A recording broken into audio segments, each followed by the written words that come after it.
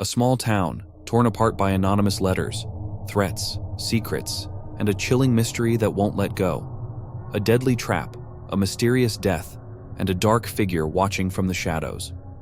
Who could be behind it all, and why? The answers remain buried, but one thing is certain: nothing in this town will ever be the same. This is the story of the Circleville letters.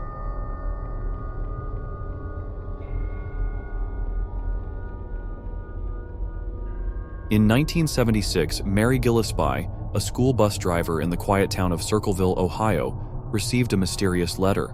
The letter, which came with no return address, was postmarked from Columbus, a city 30 miles away. At first, she probably thought it was from a friend or family member. Nothing sinister. However, what she found inside would send her and her family into a nightmare. The letter accused her of having an affair with Gordon Massey, the married school superintendent. The writer seemed to know intimate details about her life, claiming they had been watching her closely, even knowing where she lived and how many children she had. The letter wasn't just an accusation, it was a threat. A few days later, she received a second letter. "I know you are a pig, and will prove it and shame you out of Ohio. Will your little girl grow up to be like you?" Despite the severity of the message, Mary chose to ignore it, hoping it was a prank. But just weeks later, her husband Ron received a similar letter, confirming that someone knew about the affair they denied.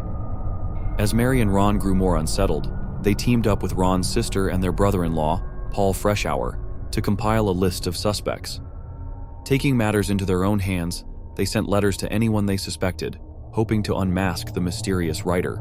This worked for a little while, but by mid-1977, the letters began to intensify. The writer didn't stop with just accusations. Threats escalated, and the writer even promised harm to their children. A chilling letter. "If Mary does not inform the school board about her affair, a bullet will be put in her little girl's head." After this horrifying incident, Mary needed a break, so in August 1977, she took a trip to Florida.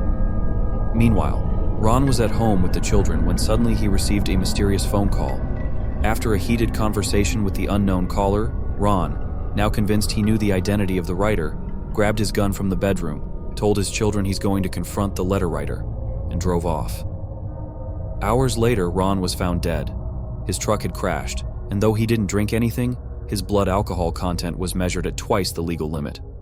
But that was not the only strange thing. His gun was found under him, with one shot recently fired. The police ruled Ron's death an accident, but no one knew what really happened that night. Was he drunk? Did he fire the gun at someone, or did someone else fire the gun? After Ron's death, the letters didn't stop. They became more frequent and increasingly disturbing. They continued to target not only Mary and Gordon Massey, but nearly everyone in town. Over the next 6 years, more than 1,000 letters were sent, causing widespread panic and paranoia. The writer seemed to know everyone's secrets, and soon the letters shifted to threatening the children of the residents. In 1983, one of the most dangerous events occurred. Mary was driving the bus when she passed a crude, vulgar sign about her daughter. Furious, she stopped the bus, approached the sign, and tried to tear it down. But as she reached for it, she noticed something strange. A box was attached to the sign. Mary, fearing the worst, brought the entire contraption onto the bus, not realizing it was a booby trap. Inside the box was a gun, rigged to fire when the sign was removed. If Mary hadn't been cautious, the consequences could have been deadly. She handed the gun over to authorities, and they discovered that the gun belonged to Paul Freshour, Mary's brother-in-law. When questioned, Paul claimed that his son had stolen the gun weeks before, but the police were skeptical. What followed was an interrogation, where he had to show his handwriting. It was a match. The results of the handwriting analysis linked Paul to some of the letters, and he was arrested for attempted murder. He was sentenced to 7 to 25 years in prison, even though he maintained his innocence. After Paul was locked away, the letters didn't stop. Thousands of letters continued to be sent, even though the suspected letter writer was in prison several hundred miles away.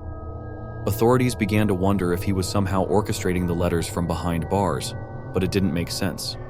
Letters postmarked from Columbus were still being sent, and he had no access to the outside world in prison. At one point, even Paul received taunting letters while incarcerated. "When are you going to believe you aren't getting out? I told you 2 years ago. When we set them up, they stay set up." Despite the evidence against him, Paul always maintained his innocence, claiming that he was framed. He died in 2012, still insisting he was not the Circleville writer. The case gained national attention when Unsolved Mysteries aired an episode on the Circleville letters. During the show's investigation, new information emerged that cast even more doubt on Paul Freshour's conviction. One of the most critical pieces of evidence came from another bus driver who reported seeing a suspicious man near the location of the booby trap. The man was described as having sandy hair and was standing near a yellow El Camino, a car that did not match Paul Freshour's known vehicle. However, investigators later learned that Paul's ex-wife's new boyfriend closely resembled the description of the man seen near the sign, and one of his relatives owned a yellow El Camino. This revelation raised serious questions. If Paul had set the booby trap, why was another man seen near it? And if the letters were truly coming from Paul, why did they continue even while he was incarcerated?